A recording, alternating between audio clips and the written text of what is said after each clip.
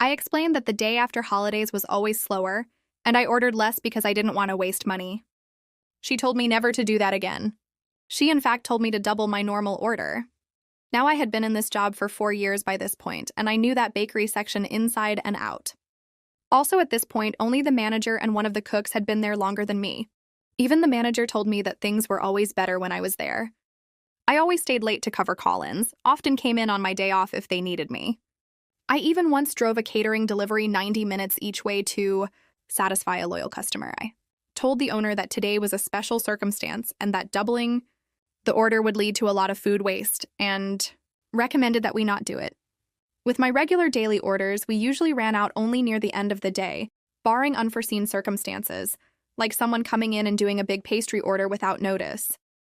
This was from a lot of trial and error over the years, and I changed my order up whenever things looked like they were changing. But she insisted, even after the manager also told her that our regular order was fine.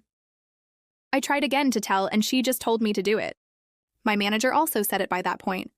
So I did it. I doubled my regular order. After about 2 weeks, she emailed me and asked why we were throwing out so many pastries every day. I told her that she told me to double my order. At that point, my boss says she wanted to fire me. My boss convinced her that she needed me to help run the store, which she probably did. So I wasn't fired, but I lost my position as bakery lead. I was still a supervisor who mostly worked the bakery section, but I no longer ordered product. Still the same wage, but I was switched from mostly mornings to mostly nights. While I did miss my morning regulars, I also enjoyed making the same money for less responsibility. About 6 months later, the manager quit to go back to school and the place went downhill fast. As I said, everyone working there hated the owner, except the Aztec manager, who had quit about a month before this for a new job. As soon as this happened, I started looking for a new job, even though I hated changing jobs. So did a number of others. Everyone was loyal to the manager, nobody to the owner.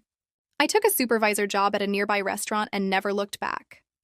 I'm told by some coworkers who are still there that it became difficult to get through the day without me and the manager there, and we lost lots of sales for over a year before they started picking up again. Next story. Dickish kid doesn't give up train seat, so I make him, so I-22M.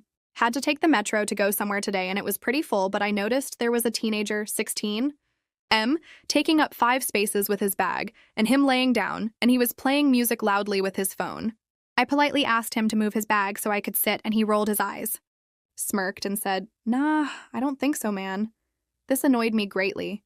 And if it weren't for his tone and the music, I probably wouldn't have escalated harder, but I just grabbed his bag, felt the weight to check for electronics, and then threw it somewhere further along the train.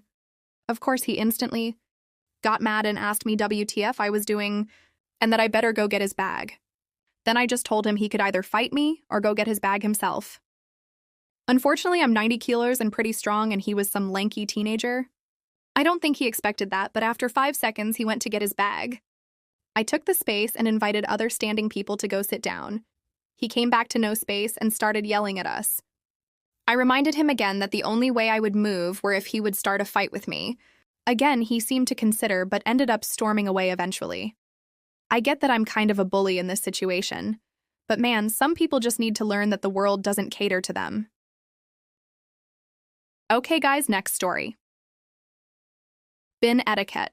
Note 10 years ago, we lived in an old mansion turned apartment complex that had shared rubbish and recycling bins located outside near the front of the building. In order to keep the bins from overfilling, we had to ensure that every box we threw in the recycling was crushed. One of the neighbors, Unit 8, was in charge of putting the bins out weekly, recycling fortnightly. Young women lived in Unit 15 and would never crush their boxes, causing a constant overflow.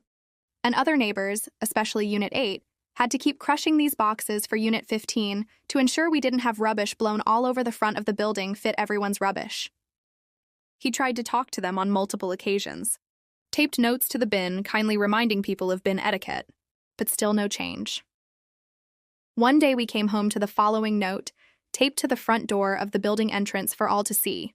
Yes, I took a photo of it, but it was blurry, so I retyped it for this post. Attention, slag in 15. This is not a reference to the chick with the tattoos. It appears from your note that you can write.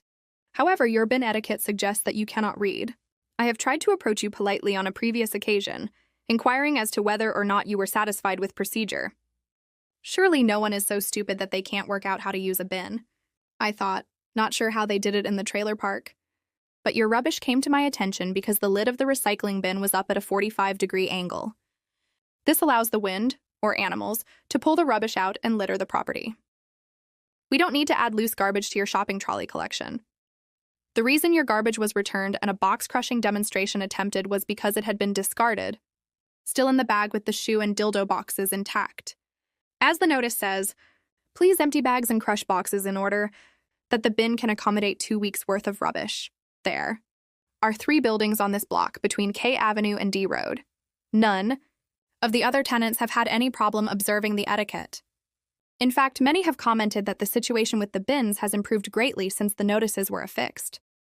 Your property manager, B, has been informed of the situation today. He says he will contact you. I wonder if the dildo has remained stiff. I do feel sorry for it. We never had bin issues after that, and she moved out shortly afterwards. Subscribe. Our next petty revenge story. The elite got a taste of their own medicine. Back in 2018, I married my now ex-husband. He came from money and grew up in the upper class. He never lacked anything. I'm the complete opposite. Grew up extremely poor and learned very early on that you have to work hard and have your own back. We met at his uncle's restaurant where I was a server. He came in one day to eat. I was his server. He asked for my number and we hit it off. Or so I thought. After we got married, his true colors were quick to follow. A complete narcissist, actually diagnosed. This story takes place when I meet his sister and her BF for the first time.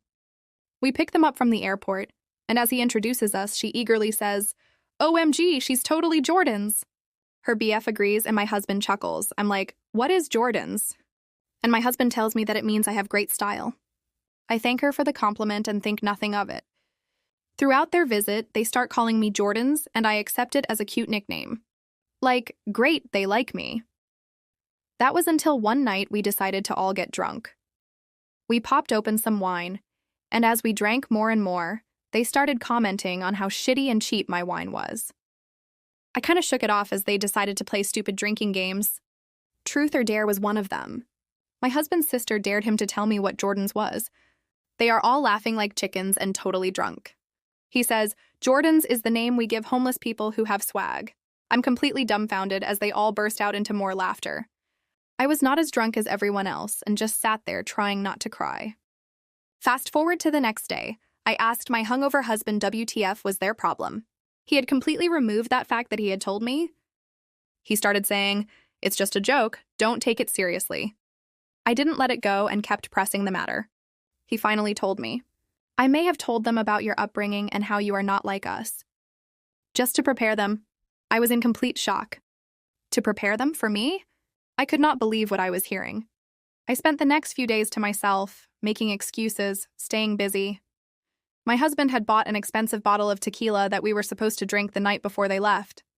The day before the last, they went on a hike, which I excused myself from. Time for a little payback MFs. Let's test your elite palates. I videotape myself, swapping out the expensive bottle of tequila for Sauza Gold. In the video, I sit back and enjoy shots of tequila talking about my upbringing, the love and closeness I share with my family, and how fortunate I was to have grown up not becoming a disgusting posy snob like the family I married into. I went off. I got drunk and went to bed by the time they got back. So I didn't have to engage. And they didn't know I was drunk off $200 worth of tequila.